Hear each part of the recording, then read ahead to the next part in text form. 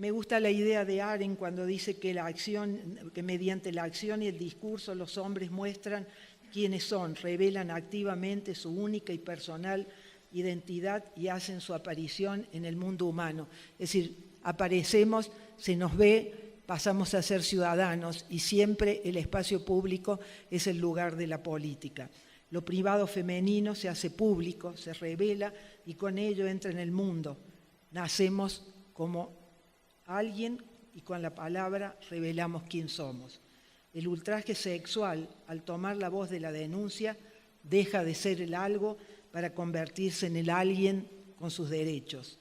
Es en la plaza, los debates en televisión, la prensa, la tribuna, donde ejercemos el derecho a la palabra y el derecho a la participación en la cuestión que nos son comunes, sin la cual la democracia es apenas un juego electoral. El espacio público, decía, es el del debate donde aprendemos a ser ciudadanas, sin el cual la democracia se reduce a una expresión electoral. Al aparecer, nacemos para nosotras mismas y para los otros. Somos vistas y oídas por otros. Ingresamos al mundo que nos es común a todos. Y esto nos asegura no solo la realidad del mundo, sino la de nosotras mismas como ciudadanas.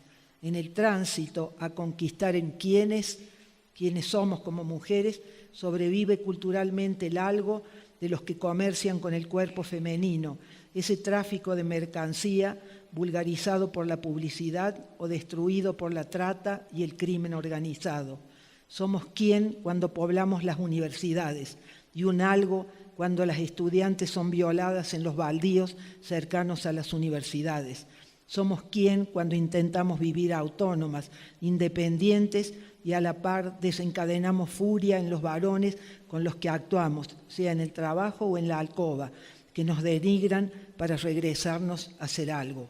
Somos alguien cuando nos respetamos personas, cuando elegimos cómo queremos vivir. Seguimos siendo algo si esa libertad la usamos para esclavizarnos a la imagen y el ser para la mirada y la aprobación del otro, no para nosotras mismas. Bueno, sí, me gustaría mucho poder compartir, creo que es el fenómeno más interesante que se ha dado, he hablado hasta ahora del pasado y lo que a mí me parece esa continuidad oculta que ahora se hace visible, pero que es una violencia que nos viene desde el tiempo, mi criterio desde el tiempo de la dictadura, del autoritarismo, pero quiero contarles del movimiento de Una Menos. En Argentina fueron las mujeres periodistas, las caras visibles de los telenoticieros que con su acción desplazaron el algo de la información policial justificada como dramas pasionales para que los asesinatos de mujeres ingresaran al espacio público televisivo con todas las letras, femicidio, violencia de género. Obligadas a dar cuenta de la noticia de las muertes cotidianas, una de las periodistas, casi con hartazgo, dijo: ni una menos en la vida de las mujeres. Fue el puntapié inicial para generar uno de los movimientos más creativos y eficaces, el que nos reclama no más muertes, sino afirma el derecho a la vida. Por eso este lema, que es difícil, hay que pensarlo, ni una menos, sin embargo tiene una profundidad enorme. Ya no es no queremos más muertes, ni una más, queremos mujeres vivas, vivas nos queremos. Y eso me parece que queda íntimamente vinculado a lo que nos define, lo que define nuestra dignidad de hombres y de mujeres, lo que define la naturaleza humana, que es la dignidad. Con una frase sencilla pero efectiva consiguieron que la demanda ni una menos se convierta en un clamor colectivo para exigir el fin a la violencia contra las mujeres. Marchas multitudinarias que llenaron las plazas públicas en lugar de los festejos o la protesta. Ya no el silencio de las décadas pasadas, sino multitudinarias y ruidosas concentraciones en las que las personas, hombres y mujeres, al diferenciarnos en la singularidad, vamos construyendo la pluralidad que, al menos como definición, expresa la igualdad democrática ajena a nuestra tradición política autoritaria. El espacio público es esencialmente política. Ellas mismas se presentan cómo es el movimiento que surge de la necesidad de decir basta, como les decía, convoca a periodistas, artistas, activistas, pero solo cuando la sociedad hizo suya esta consigna y la convirtió en una campaña colectiva, empezaron a sumarse miles de personas, cientos de organizaciones de todo el país, escuelas, militantes de todos los partidos políticos, porque el pedido es urgente y el cambio es posible. Ni una menos se instaló en la agenda pública y política. El 3 de junio de 2015, en la Plaza del Congreso de Buenos Aires y en cientos de plazas de toda Argentina, una multitud de voces, identidades y banderas demostraron que ni una menos no es el fin de nada, sino el comienzo de un camino nuevo.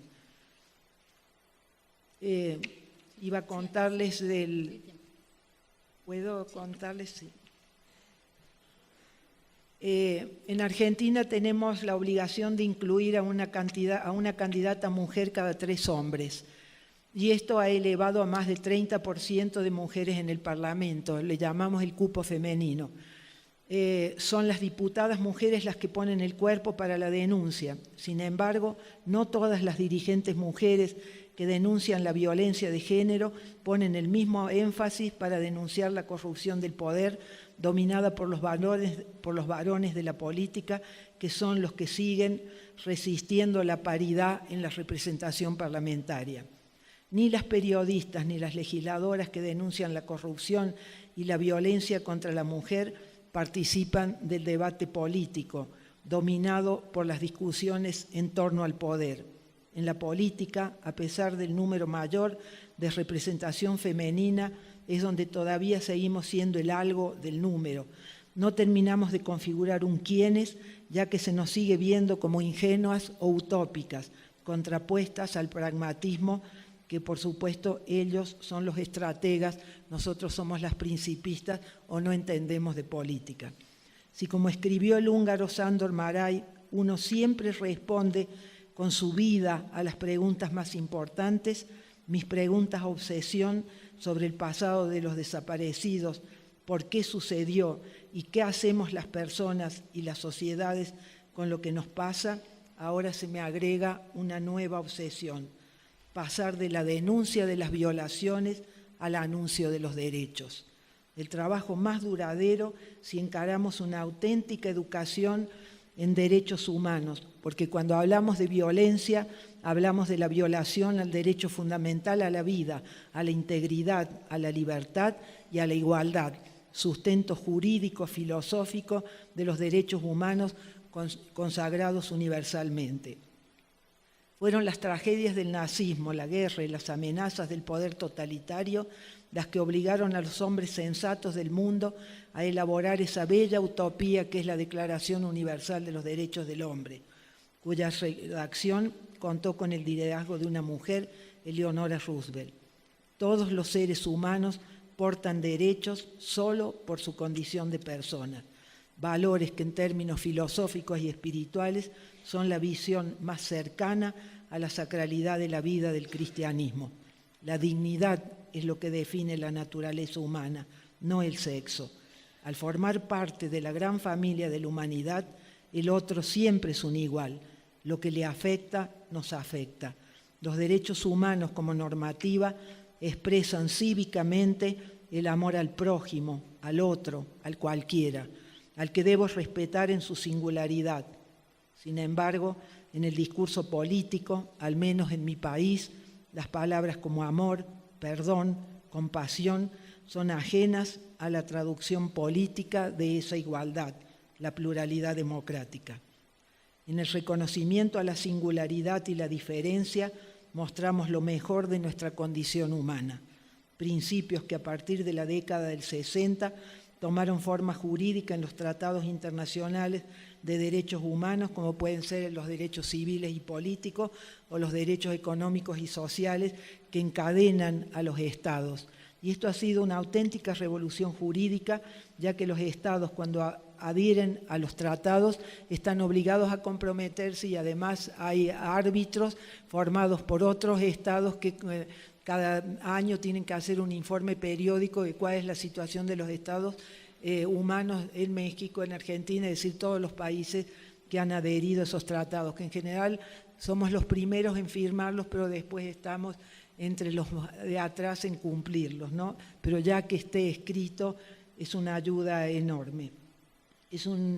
Como les decía, estos informes se elaboran con la participación de los estados, pero también con los llamados informes sombras, el de las organizaciones de la sociedad civil, un instrumento político de enorme importancia para demandar la democratización de nuestras incipientes democracias. Voy a saltear y quiero terminar. En Argentina, paradójicamente, fue el terrorismo de Estado y sus consecuencias los que nos hicieron valorar la idea democrática ajena a nuestra tradición política.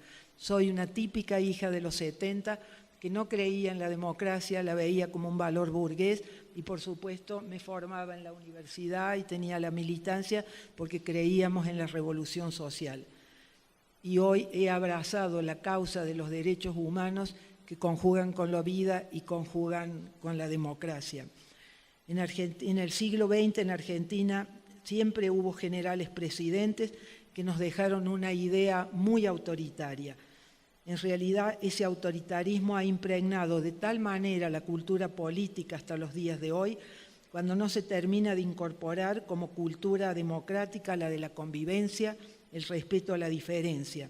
Al final, la observación de Arendt, la política trata sobre el hecho de estar juntos de los diversos. Hay que entenderlo de esa misma pluralidad originaria. Lo político no se deriva de la esencia del hombre, sino que nace entre los hombres, surge de la relación misma. Frente a nuestra más obstinada cultura de muerte, debemos contraponer una cultura de vida, el nacimiento social de las mujeres. Toda vez que se agrede y violenta a una persona, se violenta, como decía antes, a la familia humana. Y los argentinos, con semejantes dolores sobre nuestras espaldas históricas, no podemos postergar más una educación en derechos humanos que conjugan con la vida, que son un instrumento fundamental para que nuestros niños y adolescentes se eduquen en los valores de la dignidad, para que las mujeres nos respetemos a nosotras mismas sin caer en la tentación de ir detrás de aquellos que ofrecen fama, dinero o malos amores, para que los jueces y policías defiendan y protejan a la mujer en vez de humillarla, sobre todo a las más pobres, por los prejuicios y estereotipos que los llevan a desconfiar de los golpes y moretones que muestran cuando hacen las denuncias, pero sobre todo para que hagamos carne los valores de la dignidad y la igualdad entre hombres y mujeres, la paridad que se vive como una virtud en la vida privada y en el espacio público todavía hace ruido donde antes hubo tanto silencio.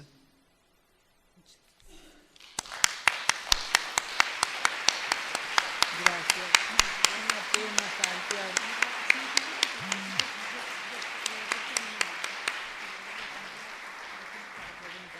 Ahora sí puedo decir y contar una anécdota para alivianar. En los años 90 fundé una revista con otra amiga periodista que se llamó Mujeres y Compañía.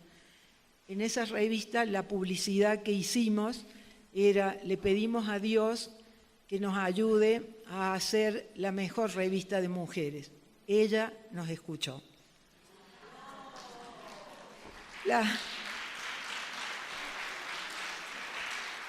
Fíjense la paradoja. La revista no tuvo mucha suerte, pero la publicidad recibió un premio a la publicidad en Estados Unidos.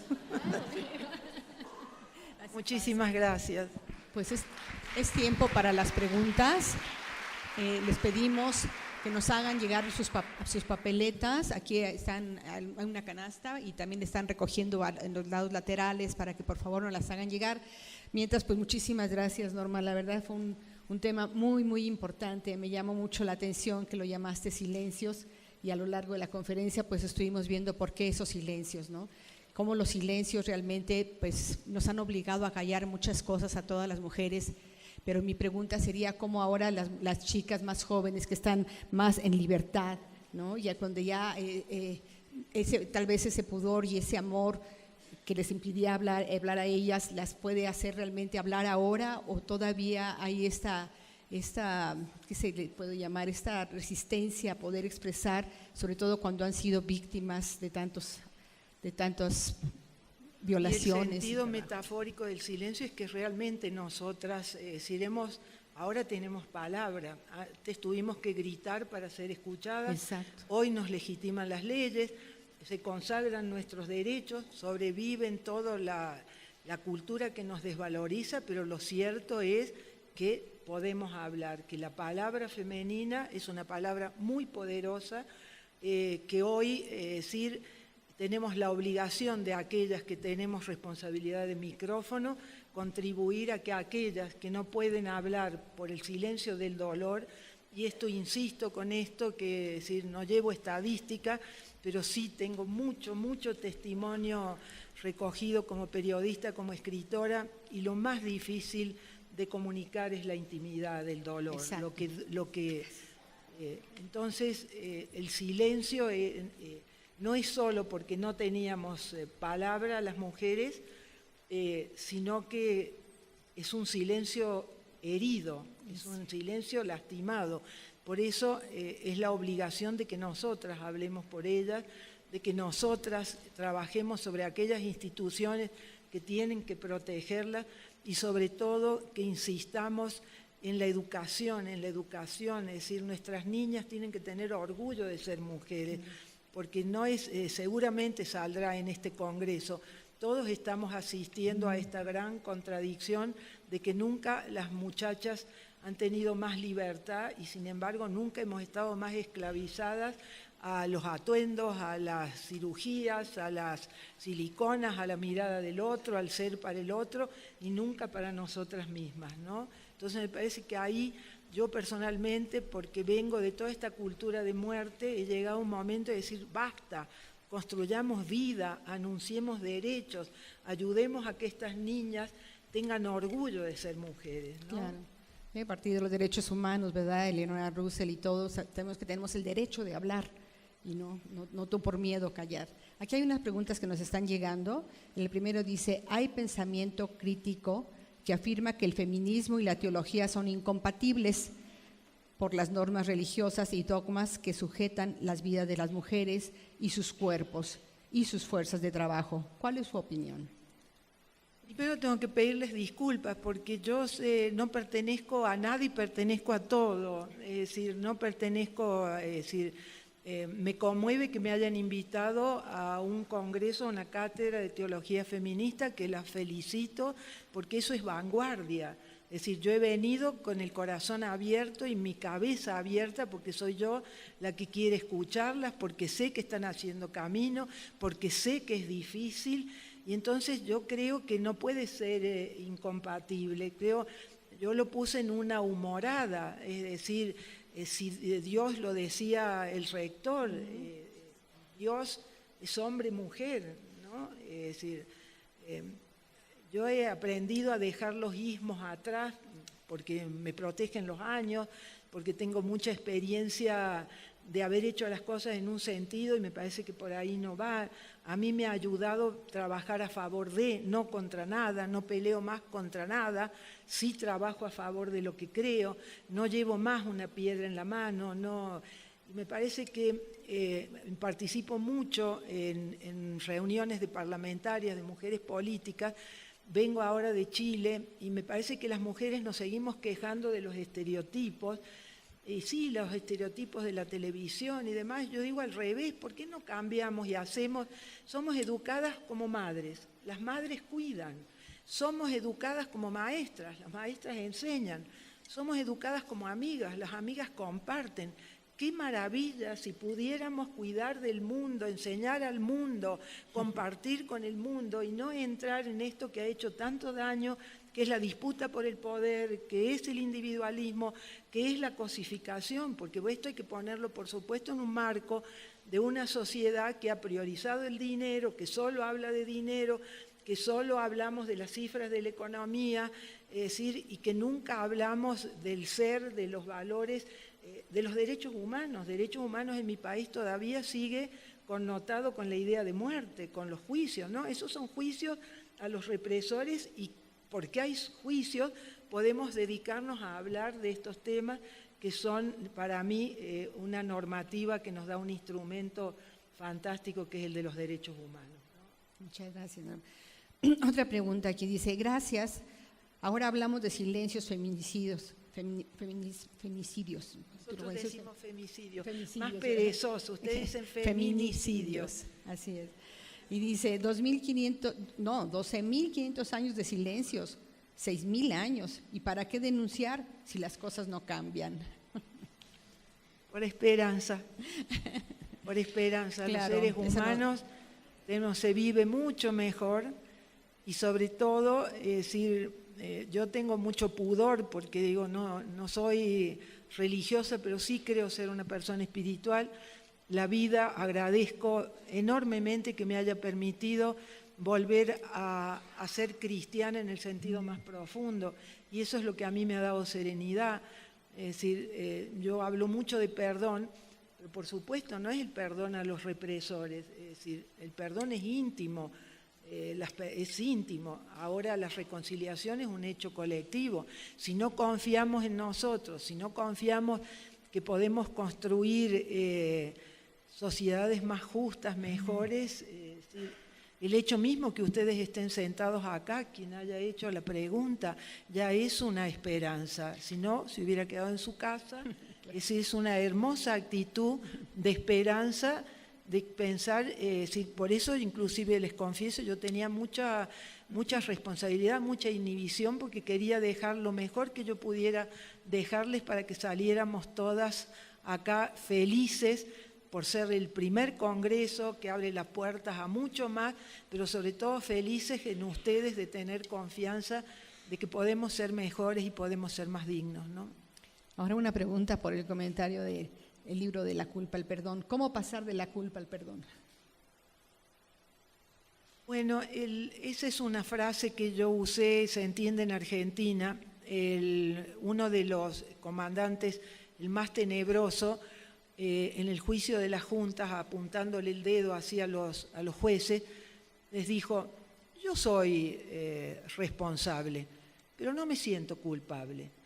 Como todavía teníamos miedo, no sabíamos si la democracia iba a durar, yo debí esperar 20 años para entender la brutalidad de lo que nos había dicho. Yo creo que lo que nos había dicho era, yo fui responsable de mandar a matar, pero ustedes, los jueces, la iglesia, el periodismo, la política, ustedes fueron culpables de haberme dejado matar. Ese encadenamiento que hay, hablo de Argentina, por favor, es decir, ese encadenamiento que hay entre cuando nunca se asumen las responsabilidades propias, siempre le echamos las culpas a los otros. Y en las tragedias colectivas, todos alguna responsabilidad tenemos. No hablo del buen vecino que muerto de miedo cierra las puertas, se aísla, el terror que provoca, aislamiento. Es decir, esta es la eficacia perversa del terror. Cuando hay terror en una sociedad, nadie quiere ir al espacio público, que es donde nos reconocemos con el otro, donde podemos actuar públicamente, actuemos o no en política, pero es en el espacio público donde mostramos lo mejor y lo peor de lo que somos capaces de hacer. De modo que la frase tenía que ver con algo que, es decir, en qué momento vamos a hacernos cargo, cada uno de nosotros en Argentina. Yo pertenezco a una generación que creyó en la violencia política, es decir, algo tenemos para decir. Por supuesto que los muertos están exculpados porque no se les permitió juicios, a los militares se les concedió un juicio justo, es decir, las personas que están muertas, bueno, pero a mí no me gusta ahora con perspectiva histórica mirar hacia atrás y que hagamos como meas culpas, pero sí me parece, es decir, en mi caso personal condeno muy fuerte la idea de la violencia. En Argentina, para contraponer la violencia de los militares a la violencia de los grupos armados, yo creo que fue una simplificación periodística, se habló de los dos demonios. Y yo digo que no, hay un solo demonio que es la violencia. y le llamamos demonio porque no teníamos palabras para nombrar. Y si uno lo pone en el terreno del demonio, lo saca del terreno de lo humano. Y esto fue hecho por hombres, de modo que, digo hombres genéricamente, porque también alguien me contó acá un relato de una que fue torturado por una mujer. Entonces, me parece que asumir la responsabilidad en una sociedad impide que echemos las culpas afuera y que empecemos a construir sociedades más maduras y más adultas. Es decir, insisto, no voy a cometer la pedantería de hablar sobre México, hablo sobre esta difícil democratización que nos cuesta en Argentina, cultural, democratizar nuestros corazones, nuestras cabezas, poder mirar al otro con igualdad y no estar siempre echándole la culpa porque cada uno de nosotros ha tenido responsabilidad en la gran tragedia colectiva.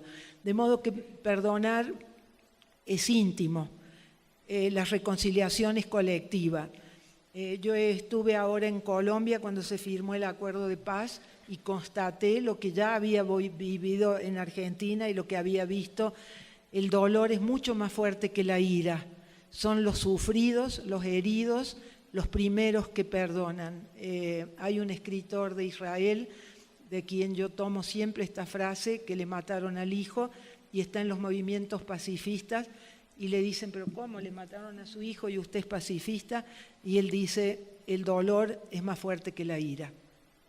Claro, así es. Tengo una última pregunta, no sé si hay alguna más que quieran hacer llegar, pero aquí me ponen, gracias por tu extraordinaria autorreflexión sobre el significado de la dictadura argentina como sometimiento brutal hacia las mujeres. Pero ¿qué dices de la jerarquía eclesiástica que la bendijo? Bueno, en Argentina hemos hecho una fuerte, ha habido un proceso, porque el juicio, es decir, no solo juzgó y condenó, sino que desmontó esa maquinaria de muerte. Y yo de los testimonios que recuerdo uno muy brutal de un sacerdote, el sacerdote von Bernick, que asiste a un fusilamiento y él sale con la sotana manchada con sangre. La autoridad, la jerarquía eclesiástica en Argentina bendijo las espadas. Y eso lo hemos hablado, hay libros, es decir, este sacerdote ha sido procesado, pero a la par de la jerarquía está lleno de los sacerdotes que ayudaron a las madres, de sacerdotes que abrían sus iglesias para que ellas pudieran reunirse. Está el crimen de los paulotinos, es decir, es eso de hablo de mí, a mí me ha liberado mucho aprender a mirar, es decir, esa complejidad que es la vida, que efectivamente la jerarquía eclesiástica en Argentina, como les decía, bendijo las espadas y hubo casos de participación directa en las torturas, pero también hubo sacerdotes muertos, también hubo sacerdotes que ayudaron muchísimo al movimiento de las madres, ¿no? Aquí tengo otra pregunta que nos dice que si considera que actualmente existe sororidad o empatía entre los diversos niveles sociales de las mujeres, esto visto a nivel local y continental. Yo tuve que ir al diccionario al ver qué era sororidad. Qué bonita palabra, pero qué bonito suena hermandad. Qué bonito cuando las mujeres nos llamamos unas a otras, tú eres mi hermana. Yo a las amigas que quiero y que amo les digo mis hermanas. Les decía antes, mi inhibición es que no pertenezco a grupos, entonces no comparto los idiomas de los grupos, es decir, navego a muchas aguas. He cambiado la pluma de la escritura por la tribuna de la política porque tengo vocación pública y he sido solidaria desde siempre con los temas de la mujer, pero no por mérito propio, porque viví en Europa todo el periodo del feminismo, entonces cuando volví a mi país, es decir, como era una periodista respetada porque escribía sobre política, siempre escribía de lo que no había espacio en los diarios, ¿no? Pero La verdad que la palabra es muy bonita, sororidad. Sororidad. Yo prefiero la de hermanas. Gracias. Ok.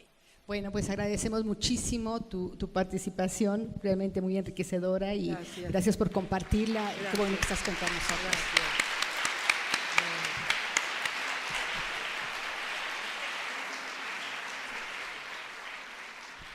Ahora te vamos a dar un pequeño obsequio de parte de la universidad, de la cátedra, y un reconocimiento.